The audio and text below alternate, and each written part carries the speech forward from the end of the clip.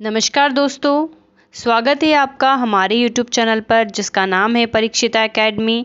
आज हम बात करने वाले हैं आधुनिक भारत के इतिहास के अंतर्गत राष्ट्रीय स्वतंत्रता आंदोलन में सविनय अवज्ञा आंदोलन के बारे में।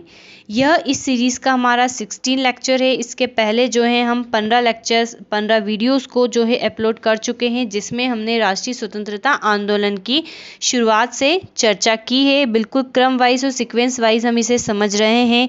सभी कॉम्पिटिटिव एग्जाम के पॉइंट ऑफ व्यू से ये टॉपिक अपने आप में काफ़ी इम्पॉर्टेंट है और गांधी ईरा अर्थात गांधी जी से जो जुड़े हुए आंदोलन हैं उसमें भी ये अपने आप में काफ़ी इम्पॉर्टेंट हैं। आगे बढ़ने से पहले दोस्तों, हमेशा की तरह आपसे कहना चाहेंगे कि अगर आप हमारे इस यूट्यूब चैनल पर नए हैं तो आज ही हमारे चैनल को सब्सक्राइब करें। अगर हमारा वीडियो आपको पसंद आए तो हमारे वीडियो को लाइक और शेयर ज़रूर करें। तो चलिए और बिना टाइम वेस्ट करें हम आगे बढ़ते हैं और बात करते हैं राष्ट्रीय स्वतंत्रता आंदोलन के बारे में।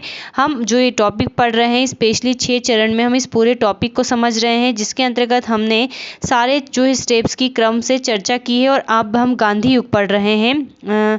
6 वाले पॉइंट को भी हम डिस्कस कर चुके थे और गांधी युग में हमें जो है प्रमुख कुछ टॉपिक्स पढ़ना है। इन टॉपिक के बारे में भी हम वीडियो अपलोड कर चुके हैं और आज का हमारा जो टॉपिक है वो है सविनय अवज्ञा आंदोलन, जिसके बारे में आज हम चर्चा करने वाले। देन इसके बाद हम बैक टू बैक जो है 14 जो हमारे पॉइंट आप देख सकते हैं यहाँ तक डिस्कस करेंगे और इसके साथ जो है हमारा फ्रीडम मूवमेंट वाला जो टॉपिक है वो ख़त्म हो जाएगा। हमारा ये जो स्टडी मटेरियल है आपको मेंस के एग्ज़ाम के लिए भी जो है काफ़ी मदद साबित करेगा, अर्थात काफ़ी हेल्पफुल रहेगा उसके लिए भी, और प्री के लिए तो है ही। चलिए तो आगे समझते हैं और बात करते हैं सविनय अवज्ञा आंदोलन के बारे में। सविनय अवज्ञा आंदोलन गांधी जी द्वारा चलाया गया एक सर्वप्रमुख आंदोलन रहा है, जिसमें जो सविनय अवज्ञा का मतलब होता है वो होता है विनय से या सविनय से अवज्ञा करना, अर्थात मना करना, अर्थात कानूनों का उल्लंघन करना। ये वाला जो विचार था गांधी जी का एक्सपेरिमेंट था, ये थोरो के सिविल डिसओबीडियरी के विचार से प्रेरित था। तो आइए हम सविनय अवज्ञा आंदोलन के मुख्य रूप से जो उस समय का तत्कालीन भारत था, उसकी जो राजनीतिक परिस्थितियाँ थी उसके परिप्रेक्ष्य में बात करते हैं और इसके कुछ प्रमुख मुद्दों को समझने की कोशिश करते हैं। तो इसकी पृष्ठभूमि की बात करें कि कैसे इसकी जो पृष्ठभूमि बनी, या हम कह दें इसको दूसरे शब्दों में कि सविनय अवज्ञा आंदोलन के कारण क्या थे, तो उन सब के बारे में हम चर्चा करेंगे। तो सविनय अवज्ञा आंदोलन का मूल रूप से कारण जो है कि भारत में जो उस समय का जो कांग्रेस था, भारतीय राष्ट्रीय कांग्रेस था, वो तमाम भारत में सुधारवादी मुद्दों को लेकर चर्चा करता था और ब्रिटिश नीति से काफ़ी वो असंतुष्ट थे विभिन्न मुद्दों को लेकर। जैसे कि साइमन कमीशन आया तो उसका विरोध किया, तो वो भी एक प्रमुख कारण था। नेहरू रिपोर्ट जो है प्रकाशित होती है 1928 में, वो भी इसका एक प्रमुख कारण होता है। और इस प्रकार से कई सारे इसके जो है रीजंस रहते हैं। तो हम बात करते हैं इसकी पृष्ठभूमि की, तो हम इसे जो सविनय अवज्ञा आंदोलन है दोस्तों उसको इतने बिंदुओं में समझेंगे। ठीक है, चलिए तो हम पहले जो हमारे इस पॉइंट में हमने यहाँ से जो है आपको स्टडी मटेरियल प्रोवाइड करवाया है, तो आइए हम बैक टू बैक पहले समझते हैं कांग्रेस का जो कलकत्ता अधिवेशन है उसके बारे में। हालांकि हम इसके बारे में जो प्रीवियस वीडियो में चर्चा कर चुके हैं, तो सविनय अवज्ञा आंदोलन की पृष्ठभूमि को यहीं से उठाते हैं हम।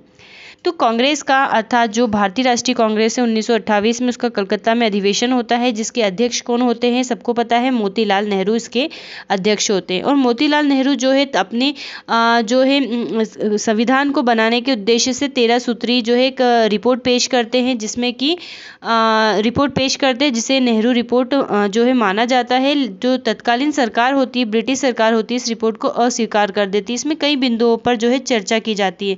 तो सर्वप्रमुख इसमें एक बिंदु होता है कि ये भारत के लिए डोमिनियन स्टेट की मांग करते हैं। डोमिनियन स्टेट का अर्थ होता है कि ब्रिटेन या जो ब्रिटिश होते हैं उसके अधीन रहकर स्वराज की प्राप्ति। हालांकि उस समय जो कांग्रेस के दूसरे प्रमुख व्यक्तित्व थे, स्पेशली सुभाष चंद्र बोस और जवाहरलाल नेहरू, सत्यमूर्ति, इन्होंने इस बात का विरोध किया कि हमें औपनिवेशिक स्वराज अर्थात डोमिनियन स्टेट नहीं चाहिए, बल्कि हमें पूर्ण स्वराज चाहिए। तो इसको लेकर जब मतभेद हो रहे थे तब कांग्रेस ने जो भी इनके रीजंस थे फिर प्रतिबद्धता जाहिर की कि डोमिनियन स्टेट्स पर आधारित संविधान को सरकार ने यदि 1 वर्ष के अंदर हमें पेश नहीं किया तो कांग्रेस न केवल पूर्ण स्वराज को अपना लक्ष्य घोषित करेगी बल्कि इस लक्ष्य की प्राप्ति हेतु सविनय अवज्ञा आंदोलन भी प्रारंभ करेगी। तो यहीं से जो है सविनय अवज्ञा आंदोलन की पृष्ठभूमि तैयार हो जाती है। तो आप समझ गए होंगे, तो हम फिर से बताते हैं आपको कि मोतीलाल नेहरू ने जो नेहरू रिपोर्ट दी थी उसमें एक बिंदु पे उन्होंने कहा था कि हमें औपनिवेशिक स्वराज चाहिए, लेकिन कुछ जो कांग्रेस के दूसरे व्यक्तित्व हैं उनके विरोध के कारण फिर उन्होंने इसको जो है इसके टाइम पीरियड को शॉर्ट कर दिया और सरकार को तत्कालीन सरकार ब्रिटिश गवर्नमेंट को चैलेंज किया या प्रतिबद्धता जाहिर की कि यदि आपने हमें डोमिनियन स्टेट 1 वर्ष के अंदर नहीं दिया तो जो कांग्रेस है वो न केवल पूर्ण स्वराज को अपना लक्ष्य घोषित करेगी बल्कि इस लक्ष्य की प्राप्ति हेतु वह सविनय अवज्ञा आंदोलन भी प्रारंभ करेगी। ठीक है, तो इन्होंने घोषणा करी।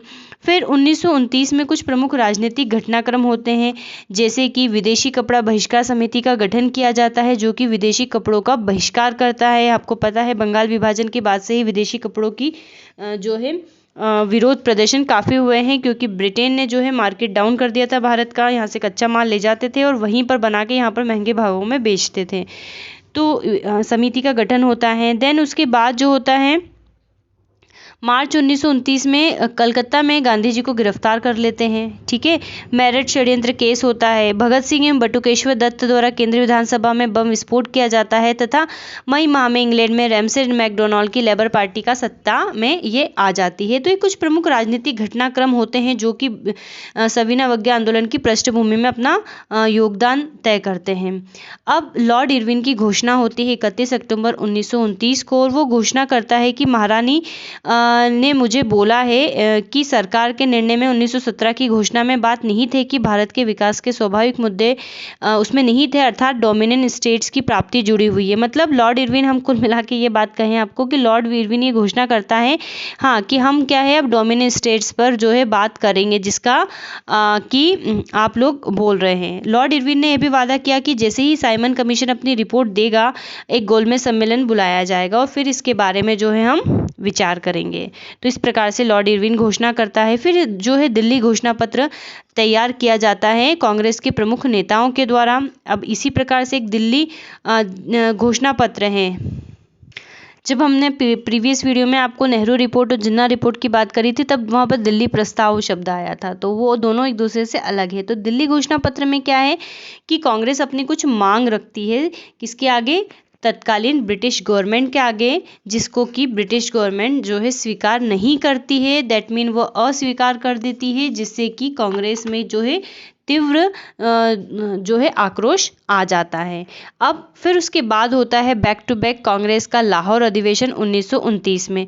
कांग्रेस का लाहौर अधिवेशन अपने आप में काफ़ी इंपॉर्टेंट है, तो देख सकते हैं कि हम इतने बिंदुओं पर अब से हम चर्चा करेंगे। ठीक है, तो ये सारे पॉइंट जो है सविनय अवज्ञा आंदोलन के केस में काफ़ी इम्पॉर्टेंट है।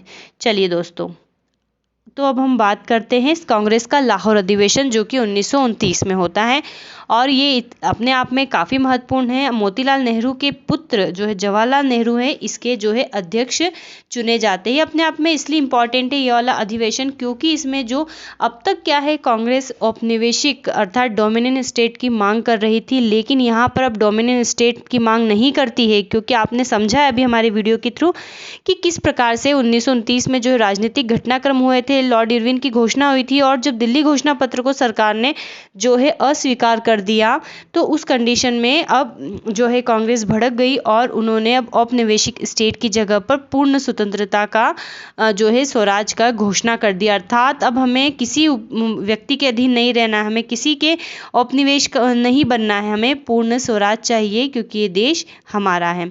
तो आपको ध्यान रखना है जवाहरलाल नेहरू इसके अध्यक्ष थे। कितनी ही एग्जाम में ये सारी चीज़ें जो है पूछी जाती है कि जवाहरलाल नेहरू अध्यक्ष कब थे या लाहौर अधिवेशन या 1929 में जो अधिवेशन हुआ था कांग्रेस का कहाँ हुआ था, तो ये ध्यान रखना। पूर्ण स्वराज का घोषणा पत्र जारी किया जाता है, अपने आप में इंपॉर्टेंट है इसलिए हमने ये चीज़ लिखी। और इसी के साथ जो है 25 दिसंबर 1929 को रावी नदी के तट पर जवाहरलाल नेहरू द्वारा भारतीय स्वतंत्रता का प्रतीक चिन्ह तिरंगा झंडा जो है फहराया जाता है। ठीक है, तो इस वाले पॉइंट को भी समझ लीजिएगा कि ये क्या है। अब यहाँ पर एक छोटा सा मिस्टेक हो गया है, ये 31 दिसंबर है। ठीक है, 25 दिसंबर नहीं 31 दिसंबर को क्या करते हैं, ये तिरंगा झंडा लहराते हैं और ये घोषित करते हैं कि हम 26 जनवरी 1930 को पहला स्वतंत्रता दिवस मनाएंगे। ठीक है, पहला स्वतंत्रता दिवस मनाने की घोषणा की जाती है जवाहरलाल नेहरू के द्वारा। कब? 26 जनवरी 1930 को। और इस दिन जो है कई सारे प्रोग्राम किए जाते हैं। ठीक है, तो हम उसके बारे में भी आपको बताएंगे। अब यहाँ पर इम्पोर्टेंट क्या है दोस्तों, ये समझिए। 26 जनवरी 1930 को जो पहला स्वतंत्रता दिवस मनाया गया था, जो कि सांकेतिक था, और बाद में इतिहास में इस दिन का काफ़ी विशेष महत्व हो गया जब देश हमारा आज़ाद हुआ। और आज़ादी के बाद जो हमारा संविधान, आज़ादी के दौरान हमारा जो संविधान बन रहा था, तो उसमें हम जब संविधान बनाया हमारा, तो 26 नवंबर को क्या है, हमारा संविधान कंप्लीट हो गया था। ठीक है, कंप्लीट हो गया था, लेकिन 26 जनवरी को डेडिकेट करने के लिए 2 महीने का वेट करना पड़ा। और फाइनली जो कुछ जो आर्टिकल्स है उसका जो है उसको 26 जनवरी से वो प्रभावी हो गए थे। इसीलिए हमारा संविधान दिवस 26 नवंबर को मनाया जाता है। कुछ प्रावधान जो है 26 नवंबर को हो गए थे, लेकिन 26 जनवरी को यादगार बनाने के लिए जो फाइनली जो संविधान है हमारा 26 जनवरी को पारित किया गया था, इसीलिए हम क्या करते हैं, 26 जनवरी को रिपब्लिक डे सेलिब्रेट करते हैं। क्यों करते हैं? क्योंकि इतिहास में ये दिन जो है इस वाली घटना से जुड़ा हुआ है। तो रुकना पड़ता है भैया हमारे भारतीयों को, और वो 26 जनवरी को अपना संविधान जो है पूर्ण रूप से पारित करते हैं। तो कांग्रेस का लाहौर अधिवेशन हुआ। चलिए आगे बढ़ते हैं। और अब जो हम पहले थोड़ा सा इसके बारे में चर्चा कर लेते हैं कि जो पहला स्वतंत्रता दिवस मनाया तो क्या कुछ प्रोग्राम हुए। तो जब ये दिन आता है तो पूरे राष्ट्र में क्या होता है, जगह जगह सभाएं आयोजित की जाती है, सामूहिक रूप से स्वतंत्रता प्राप्त करने की शपथ लेते हैं, और गांवों तथा कस्बों में जो है सभाएं आयोजित की जाती है, तिरंगा झंडा फहराया जाता है, और शपथ दिलाई जाती है। उस शपथ में क्या बिंदु होते हैं कि स्वतंत्रता का अधिकार भारतीय जनता का अहरणीय अधिकार है, अर्थात इसे कोई नहीं छीन सकता। भारत में ब्रिटिश उपनिवेशी सरकार ने जनता से स्वतंत्रता के अधिकार को छीनकर न केवल उसका शोषण किया है, बल्कि उसे आर्थिक, राजनीतिक और आध्यात्मिक रूप से कमजोर भी किया है, भारत को आर्थिक रूप से नष्ट कर दिया। तो इस प्रकार से कई सारी ऐसी चीजें होती है जो समझाई जाती है जागृत करने के लिए तत्कालीन उस समय की जनता को कि हमें आज़ादी प्राप्त करना क्यों ज़रूरी है। ठीक है, तो ये चीज़ होती है। अब फिर जब गांधी जी जो होते हैं अब अपनी 11 सूत्री मांगे रखते हैं, ये काफ़ी इंपॉर्टेंट है, और समझ लीजिए यहीं से शुरुआत हो जाती है सविनय अवज्ञा आंदोलन की। गांधी जी जो होते हैं यंग इंडिया में एक लेख प्रकाशित करते हैं। यंग इंडिया क्या है, हमने गांधी जी के वीडियो में बात करी है, इसके ऊपर एक लेख प्रकाशित करके 11 सूत्री मांगे जो है रखते हैं और तथा समक्ष रखते हैं। तथा ये थोड़ा सा मिस्टेक हो गया है, स्वीकार है, तथा उन्हें स्वीकार या अस्वीकार करने के लिए 31 जनवरी 1930 तक का समय देते हैं। किसको? ब्रिटिश सरकार को। देखो 26 जनवरी 1930 को पहला जो है स्वतंत्रता दिवस मनाया। अब गांधी जी जो अपने समाचार पत्र अपना है यंग इंडिया, उसमें ये इंग्लिश में लिखते थे, तो उन्होंने 11 पॉइंट वो जो होते हैं अंग्रेज़ों के समक्ष रखते हैं और कहते हैं कि आपको हमारे इस 11 बिंदुओं को स्वीकार करो या अस्वीकार करो, तो हम आपको 31 जनवरी 1930 तक का डेडलाइन देते हैं। ठीक है, क्या क्या बातें थी तो वो बताते हैं कि हम क्या किया जाए भैया आप लोगों के द्वारा। 2 मिनट इसको थोड़ा सा रफ करते हैं। ठीक है, और ये अस्वीकार है। तो वो कहते हैं कि सिविल सेवाओं तथा सेना के व्यय में 50% तक की कमी की जाए, नशीली वस्तुओं के विक्रय पर पूर्ण रोक लगाई जाए, सीआईडी विभाग पर सार्वजनिक नियंत्रण हो या फिर उसे आप खत्म कर दो। ठीक है, क्या कर दो? या फिर उसे खत्म कर दो। शस्त्र कानून में परिवर्तन किया जाए तथा भारतीयों को आत्मरक्षा हेतु हथियार रखने का लाइसेंस दिया जाए। सभी राजनीतिक बंदियों को रिहा किया जाए। जैसे कि जब भी जो अंग्रेज़ों के खिलाफ जो गतिविधियां चल रही थी, आंदोलन चल रहे थे, तो अंग्रेज़ क्या होते हैं, जेल में डाल देते थे या स्वयं जो है आंदोलनकाली जेल में चले जाते थे। तो इन्होंने पॉइंट रखा था कि जो हमारे सभी राजनीतिक बंदी हैं उनको आप रिहा करो, डाक आरक्षण बिल पास करिए, और रुपए की विनिमय दर को घटाइए, 1 शिलिंग से 4 पेंस की जाए, रक्षात्मक शुल्क लगाना तथा विदेशी कपड़ों का आयात नियंत्रित किया जाए। ठीक है, काफ़ी इंपॉर्टेंट ये चीज़ भी। तटीय यातायात रक्षा विधेयक पास किया जाए, लगान में 50% तक की कमी की जाए और नमक कर समाप्त किया जाए, नमक पर सरकारी एकाधिकार खत्म करें। क्योंकि उस समय जो ब्रिटिश के अधीन हमारा भारत था तो काफ़ी चीज़ों पे जो है कर लगाए जाते थे। हम सोच भी नहीं सकते ऐसी ऐसी एक्टिविटी, ऐसी ऐसी चीज़ों पे कर लगाए जाते, तो नमक पर भी जो है तब जो है टैक्स वसूल किया जाता था अंग्रेज़ों के द्वारा। तो इन्होंने नमक कर समाप्त करने की घोषणा की और फरवरी 1929 तक वेट करा और ये देखा कि सरकार ने इसमें कोई प्रतिक्रिया नहीं दी, कुछ भी पॉजिटिव रिस्पॉन्स नहीं किया है। तो गांधी जी ने तय कर लिया कि ठीक है भैया, अब तो हम सविनय अवज्ञा आंदोलन जो है स्टार्ट करेंगे। अब ये जो प्रमुख 11 मुद्दे थे, इस चीज़ पे विचार विमर्श कर रहा था कि कौन सा मुद्दा में मतलब उस समय बनाएं हम कि हम सविनय अवज्ञा आंदोलन का प्रारंभ करें। तो गांधी जी ने जो है नमक, जो 11 वाला पॉइंट है, नमक कर को समाप्त करने का मुद्दे को जो है अहम मुद्दा बनाया और जो है कानून का उल्लंघन किया। अवज्ञा अर्थात अंग्रेज़ों का जो आदेश मांगने से इनकार कर दिया सविनय से, ठीक है, अच्छे से, कोई बिल्कुल अहिंसात्मक तरीके से। और इसलिए गांधी जी ने जो है दांडी जो है यात्रा निकाली। नमक का मुद्दा गांधी जी ने इसलिए लिया क्योंकि ये अपने आप में काफ़ी इम्पोर्टेंट था। नमक गरीब व्यक्ति को प्रभावित करता था, साथ ही पूर्ण स्वराज के लिए सविनय अवज्ञा आंदोलन प्रारंभ करना किसानों की समझ में नहीं आता था। तो इस रोज़मर्रा की चीज़ थी, ठीक है, जिसपे कि गवर्नमेंट के द्वारा क्या करते थे, उस समय टैक्स लिया जाता था, इसलिए इन्होंने इस मुद्दे को जो है उठाया और लिया और दांडी यात्रा प्रारंभ की। अब दांडी मार्च जो है 12 मार्च से 6 अप्रैल 1930 की बीच की घटना है, तो ये टाइम याद रखना। तो गांधी जी ने क्या करा, 12 मार्च 1930 को साबरमती आश्रम से 78 समर्थकों के साथ दांडी के लिए पद यात्रा जो है प्रारंभ कर दी, ठीक है। कहाँ से, साबरमती आश्रम से दांडी के लिए, तो ये याद रखना, SD साबरमती से दांडी के लिए जो है यात्रा प्रारंभ कर दी। 24 दिनों में 240 किलोमीटर की पद यात्रा के बाद ये 5 अप्रैल को दांडी पहुंचे और दांडी पहुंच के क्या करा इन्होंने, तो समुद्र तट पर नमक बनाकर कानून को तोड़ा। क्योंकि नमक पर क्या था, सरकार का एकाधिकार था, कोई भी नमक नहीं बना सकता था और जो नमक गवर्नमेंट बनाता था उस पर टैक्स लिया जाता था। तो इन्होंने जो एक उसको अपने द्वारा जो है नमक बनाकर उसको तोड़ा, अर्थात कानून का उल्लंघन किया। और सुभाष चंद्र बोस ने गांधी जी के नमक सत्याग्रह की जो तुलना है नेपोलियन के एल्बस से पेरिस की यात्रा से की, ठीक है। ये इतिहास की एक घटना थी जिसकी जो तुलना है सुभाष चंद्र बोस ने की थी। अब ये क्वेश्चन पूछा जा सकता है, हो सकता है एग्जाम में, किसी एग्जाम में ये स्टेटमेंट आपको दे दी जाए, पूछा जाए कि किसने कहा था, तो याद रखना सुभाष चंद्र बोस ने कहा था। अब हम यहाँ पर कुछ आपको फैक्ट बताना चाहेंगे, इसीलिए हमने इसको रेड जो है लाइन से हाईलाइट किया है इस पॉइंट को। एक्चुअल में हिस्ट्री की कई सारी बुक्स होती हैं जिसमें कुछ डाटा दिया जाता है, कभी कभी हम देखते हैं कि डाटा में कुछ अंतर आ जाता है और जब एग्ज़ाम में क्वेश्चन आता है तो हम कंफ्यूज हो जाते हैं। खैर, जो भी हो, मैक्सिमम बुक में वही डाटा होता है जो हमने आपके सामने पेश किया है।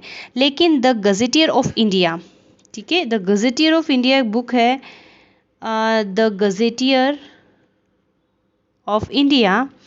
इस में क्या है कि यहाँ पर जो 78 है उसमें दे रखा है 79 समर्थक, ठीक है, और जो यात्रा है वो दे रखी है 322 किलोमीटर, ठीक है। यात्रा कितनी दे रखी है, 322 किलोमीटर और 79 समर्थक के साथ। और बाकी यहाँ पर क्या है, फिर से समझिए, 79 दे रखा है और 322 किलोमीटर दे रखा है। बाकी सब कुछ जो है तारीख वगैरह सेम है, 79 समर्थक और 322 किलोमीटर की पद यात्रा। तो आप समझ लेना, मैक्सिमम डेटा जो मैक्सिमम बुक्स में वो यही है जो हमने लिखा है, लेकिन आपको ये भी बातें हमने जो समझाई है, बताई है, याद रखना है। तो इस प्रकार से क्या होता है, दांडी मार्च इतिहास की एक प्रमुख घटना बन जाती है जो कि सविनय अवज्ञा आंदोलन को प्रारंभ करती है। और जो है ये आंदोलन प्रारंभ हो जाता है। इस चीज़ को लेकर गांधी जी और कांग्रेस के जो विभिन्न नेता रहते हैं वो क्या करते हैं, जगह जगह पर जाकर जो है सभाएं करते हैं और कई जगह पर जो है सविनय अवज्ञा आंदोलन को प्रारंभ किया जाता है। अर्थात कई जगह पर जो 11 सूत्री मांगे थी उसको लेकर जो है विरोध प्रदर्शन किया जाता है। चलिए, अब सरकार द्वारा क्या है, दमन किया जाएगा, बिल्कुल किया जाएगा, सरकार इसे रोकेगी। तो सरकार ने क्या करा कि काफ़ी दमनात्मक प्रोसेस अपनाई। इसने प्रमुख नेताओं के साथ जो है काफ़ी बर्बरता दिखाई, उनको गिरफ्तार कर लिया, जैसे कि जवाहरलाल नेहरू को गिरफ्तार कर लिया, गांधी जी को जो है गिरफ्तार कर लिया, कब, 4 मई को। प्रेस पर प्रतिबंध लगा दिया, लाठीचार्ज किया, घातक प्रहार किए, गांधी जी सहित 90,000 लोगों को जेल में डाल दिया। तो कई प्रकार से जो है उन्होंने आंदोलन को रोकने के लिए अपने जो है दमनात्मक प्रोसेस अपनाई।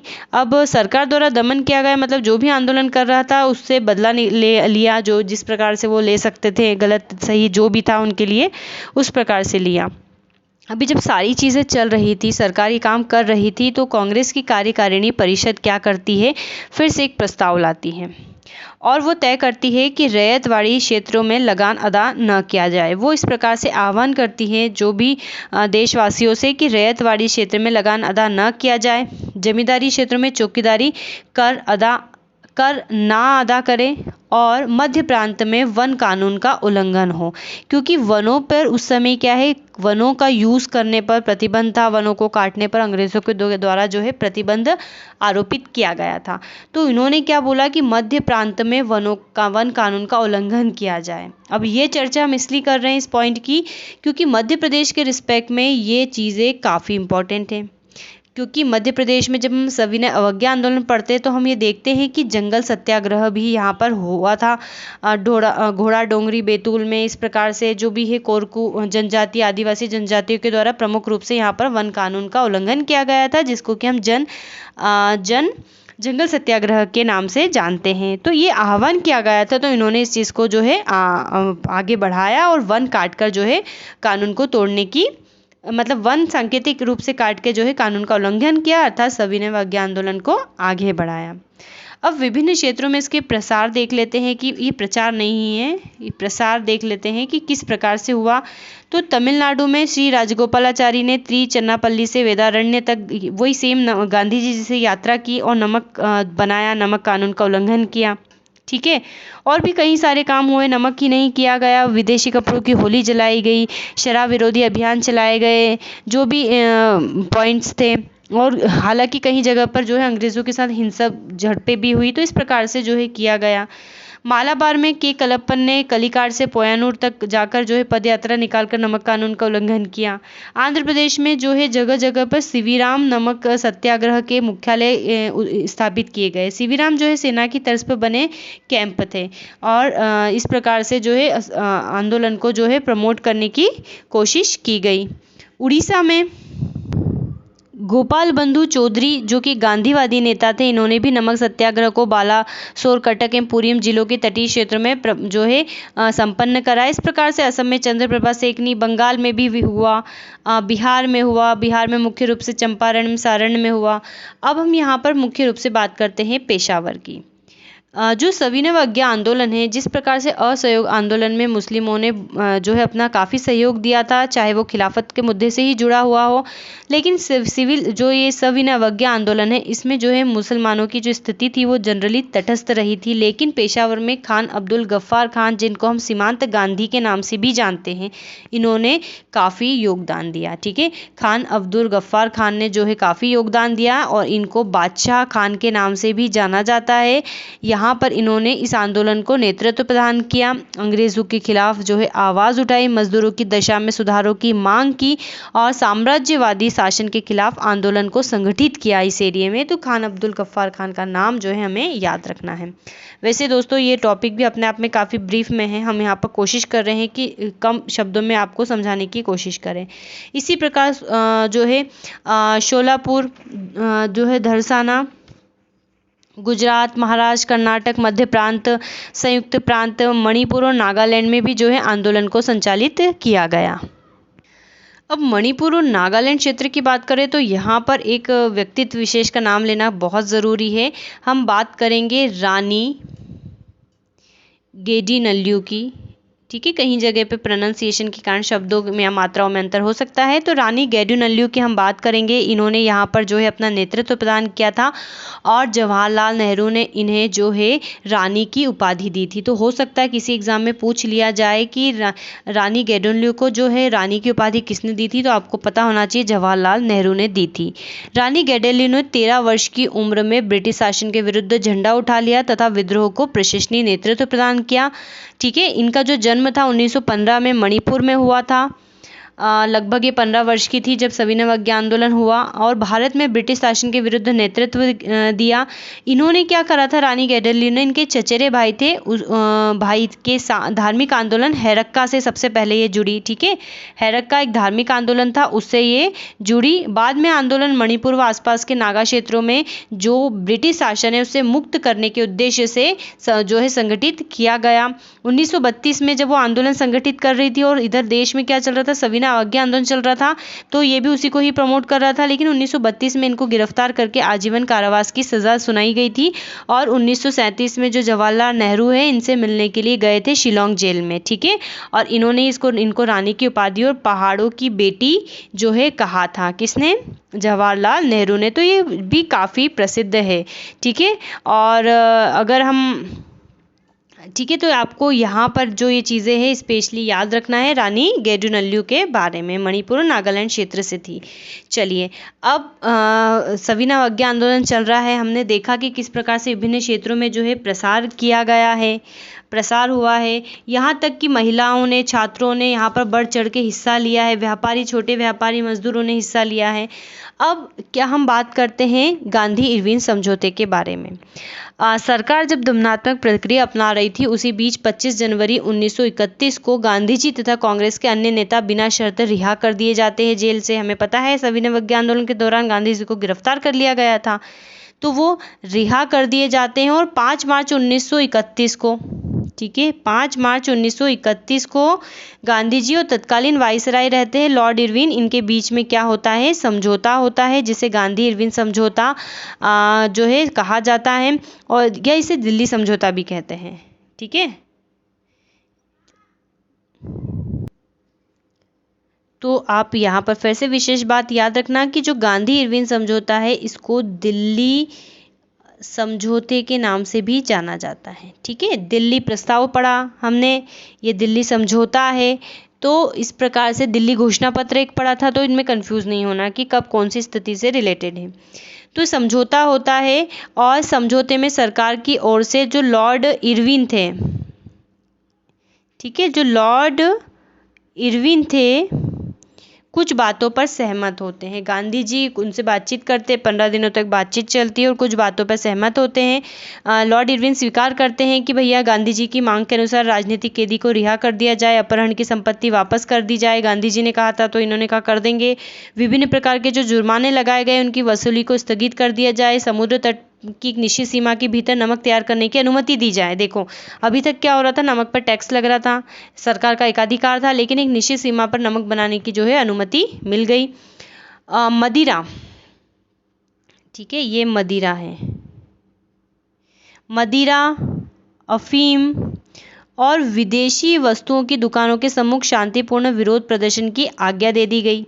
ठीक है, शांतिपूर्ण विरोध प्रदर्शन की आज्ञा दे दी गई। आपातकाल के जो अध्यादेश है उसको वापस लिए जाने का अनुरोध किया था, तो वो वापस लेने पे वो सहमत हो गए। अध्यादेश आपको पता है क्या होता है, जारी किए जाते हैं। तो इस प्रकार से जो है कुछ पॉइंट में गांधी जी ने अपनी बात को मनवा लिया। और कांग्रेस की ओर से गांधी जी ने आश्वासन दिया, जब गांधी जी की कुछ शर्तें थी तो लॉर्ड इरविन की भी शर्तें थी। क्या आश्वासन दिया कि भाई हम सविनय अवज्ञा आंदोलन को स्थगित कर देंगे, अर्थात सविनय अवज्ञा आंदोलन जो है दिल्ली समझौते या गांधी इरविन समझौते के साथ समाप्त हो जाता है। कांग्रेस द्वितीय सम्मेलन, गोलमेज सम्मेलन में जो में भाग लेगी, किस शर्त पर कि संवैधानिक प्रश्नों के मुद्दों पर अगर विचार विमर्श होगा तो हम गोलमेज सम्मेलन में भाग लेंगे। क्योंकि इसी दौरान जब ये सविनय अवज्ञा आंदोलन चल रहा था तो लंदन में गोलमेज सम्मेलन का आयोजन किया जा रहा था। पहले और तीसरे गोलमेज सम्मेलन में कांग्रेस ने भाग नहीं लिया था, लेकिन दूसरे में भाग लिया था। तो यहाँ पर उसी द्वितीय गोलमेज सम्मेलन की बात हो रही है। हालांकि गांधी, तो ये आपको समझ में आ गया होगा कि गांधी जी ने कौन सी मांगे रखी और कौन सी मांगों को जो है ब्रिटिश, अब यहाँ पर जो ये शर्तें थी गांधी जी की, वाइसराय ने, इरविन ने मांगी। ये जो शर्तें थी इरविन की थी, जो गांधी जी ने मांगी। अब इसके अलावा उन दो शर्तों की भी बात करते हैं जो कि इरविन ने अस्वीकार कर दी थी।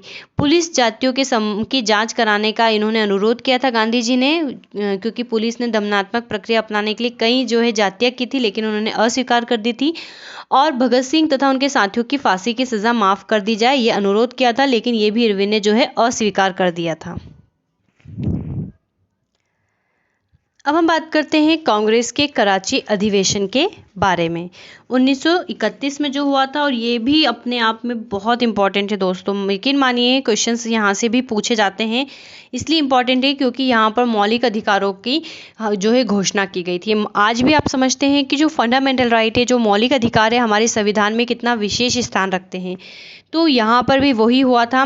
जो है 29 मार्च 1931 को कराची में एक जो है सम्मेलन आयोजित किया गया था कांग्रेस का। और क्यों किया गया था कि गांधी इरविन समझौते या दिल्ली समझौते को स्वीकृति प्रदान करने हेतु। इसके अध्यक्ष थे सरदार वल्लभ भाई पटेल, और इन्होंने जब इस सम्मेलन का प्रस्ताव पारित हुआ तो क्रांतिकारियों को श्रद्धांजलि दी, उनकी वीरता और बलिदान की प्रशंसा की। हालांकि गांधी जी के इस फैसले से जो उस समय की जनता है, उन्होंने काफ़ी गांधी जी का विरोध किया था। उन्होंने ये एक्सपेक्ट किया था कि गांधी जी को समझौते पर हस्ताक्षर नहीं करने चाहिए थे, क्योंकि जब तक कि वो भगत सिंह और उनके साथियों को रिहा नहीं कर देते। लेकिन दो बिंदु जो है वाइसराय के द्वारा रिजेक्ट कर दिए गए थे, और इस गांधी जी ने जो है गांधी इरविन समझौता कर लिया था और सविनय अवज्ञा आंदोलन को स्थगित कर दिया था। तो कांग्रेस ने जो है इनके बलिदान की प्रशंसा की, दिल्ली समझौते या गांधी इरविन समझौते को मंजूरी दे दी, और मौलिक अधिकारों की जो है मौलिक अधिकारों हेतु प्रस्ताव पारित करा। सबसे इम्पोर्टेंट है, बहुत जो है आपको हमने बताया था कि नेहरू रिपोर्ट में भी 19 मौलिक अधिकारों की चर्चा की गई थी, और यहाँ पर भी मौलिक अधिकारों की चर्चा की गई थी, जैसे अभिव्यक्ति, प्रेस की स्वतंत्रता, संगठन बनाने की XYZ, वही वाली चीज़ें जो आज के परिप्रेक्ष्य में भी हम पढ़ते हैं। और साथ ही राष्ट्रीय आर्थिक कार्यक्रम से संबंधित प्रस्ताव भी जो है पारित किया गया था। तो दोस्तों, आज के हमारे वीडियो में, क्योंकि बड़ा हो गया है, हमने बात करी है सविनय अवज्ञा आंदोलन की। अब ये जो सविनय अवज्ञा आंदोलन वाला पार्ट है, अभी कुछ और पार्ट बाकी है। इसका गोलमेज सम्मेलन पढ़ेंगे, और फिर से दोबारा जो सविनय अवज्ञा आंदोलन स्टार्ट होता है उसके बारे में हम जो आगे की वीडियो में चर्चा करेंगे। तो आई होप आपको हमारा ये वीडियो अच्छा लगा होगा। अगर ऐसा है तो तुरंत हमारे चैनल को सब्सक्राइब कर दीजिए, हमारे वीडियो को लाइक और शेयर कर दीजिए।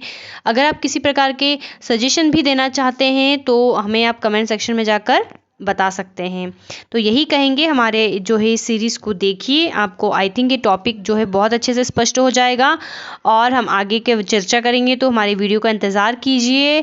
Thanks for watching and have a nice day.